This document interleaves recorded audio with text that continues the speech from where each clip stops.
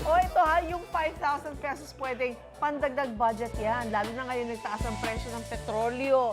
Pamasahe pati na ng bawang. That is true. Nako, hindi pa naman kompleto ang panggisa kung walang bawang. Kaya naman si Chef JR may ihahain sa ating vegetarian recipe ngayong umaga. Kailangan na kailangan yan. Kailangan mabango yung kinakain natin. Ako, ang daming nag-aabang niyan. Lalo na yung mga nag-iisip na ng iuulam. Chef JR, magkano ba ang dapat i-budget sa vegetarian ulam natin today? Yung hindi ka, ngangati yung bulsa namin. Or, masakit sa Brother bulsa. Kaloy, Oo. sa halagang 250 pesos, mga kapuso, pwede na po tayo makapag-serve ng hanggang sa 5 to 8 persons. Budgetarian na budgetarian, di ba? At syempre, nabanggit po ninyo yung mga nagtataas na presyo talaga naman. Naramdam natin mga Pinoy kapag yung mga lagi natin ginagamit sa pagluluto, kagaya nitong bawang, nagkakaroon ng movement sa merkado. Ang bigat, di ba?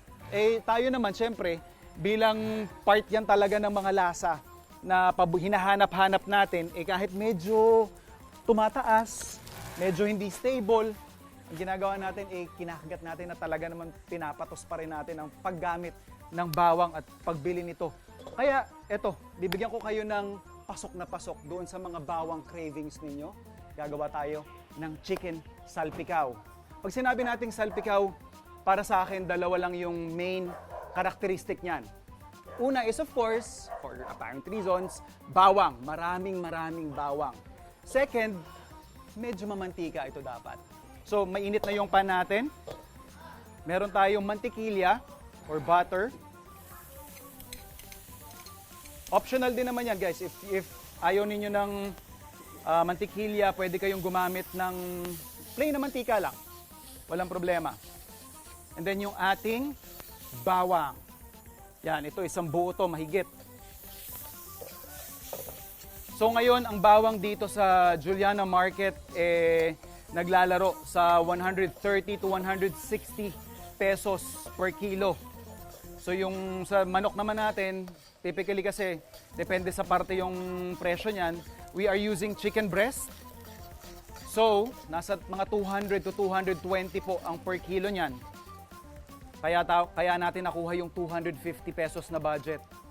We're adding in chilies, mga 2 piraso yan. Yan yung pangsigang natin. Meron tayong labuyo. Mamaya na yan, pang garnish. So, itong mga sili na to optional, hindi yan requirement sa isang salpikaw recipe. Nilagay lang natin yan para lang din may contrast yung color. So once na mabango na siya, ilagay na natin yung ating fillet o deboned na chicken breast. Okay? Yan, toss lang natin to. Ngayon, again, depende sa parte, your cooking time would vary. Since we are using chicken fillet o yung breast, boneless na yan, so ito toss lang natin to ng more or less mga 5 to 8 minutes. So toss lang natin yan. And for seasoning, we have here oyster sauce. Pwede kayong gumamit ng soy sauce. Samahan nyo ng kaunting asukal for contrast para makuha nyo yung tamis at alat na flavor profile. Okay? Yan. Toss lang natin. And then you could also substitute your protein with fish, yung kilala nating beef, even pork, mga kapuso, pwede rin. Basta again, going back dun sa ating 2 important characteristic na mabawang at medyo mamantika. So again, 5 to 8 minutes lang yan. Pwede na natin yung i-serve. Ito na, ang ating chicken salpikaw. Just for garnish, lagyan lang natin ng spring onions. Kung gusto niyo ng mas angat pa yung bawang, toasted garlic. Ayan, garlicky, quick, easy, at vegetarian recipe, mga kapuso. Solid na recipe para isang sa solid na umaga. Ayan, oh. Chicken breast, when cooked perfectly, ang ganda ng texture sa bibig. Mga kapuso, sa mga gantong food adventure, vegetarian recipes, dito lang yan sa inyong pambansang morning show kung saan laging una ka, unang hirit!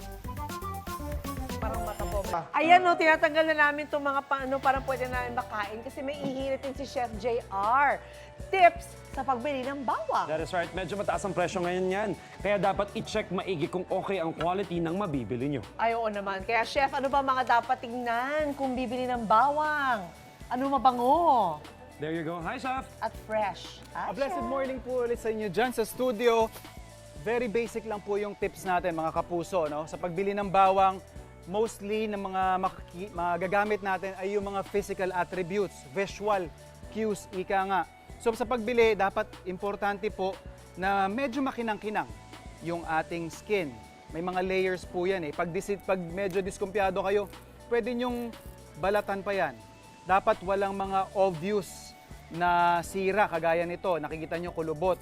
So pag binuksan natin yan, pupusta ako, medyo may discoloration na yan sa loob. Ayan, no? So medyo matagal na ito. Hindi na ganun katagal ang magiging shelf life nito, tapos hindi lahat yan magagamit ninyo kagaya nito nakikita natin dito. Ayan, no? May mga itim-itim. And of course, pipisilin natin yan mga kapuso. Make sure na firm, tapos walang malambot dyan, walang squishy, and of course, pag inamoy ninyo, bawang na bawang yung amoy or walang unpleasant smell. Now, for those who will opt to purchase yung balat na, we suggest na i-consume nyo ito agad-agad. Kasi kapag hindi ito, pagpapawis, magbabasa, and then masisira. Dapat pag bibili po kayo ng balat na bawang, makonsume siya siguro within 3 days. Kung hindi naman, kung talagang hindi kakayanin, I would suggest i-chop nyo ito ng maliliit and then igisan nyo na para naka-confine na lang siya or nakababad na siya sa mantika. So, very basic tips na I'm sure pag pinractice natin palagi, mamamaximize natin yung mga gantong ingredients, lalo na kapag gantong nagmamahal siya. Mga kapuso, for more tips, recipes, and exciting food adventures, laging tumutok sa inyong pambansang morning show kung saan laging una ka, unang hirit. Ikaw, hindi ka pa nakasubscribe sa GMA Public Affairs YouTube channel? Bakit? Mag-subscribe ka na, dali na, para laging una ka sa mga latest kwento at balita. I-follow mo na rin ang official social media pages ng Unang Hirit. Salamat, Kapuso.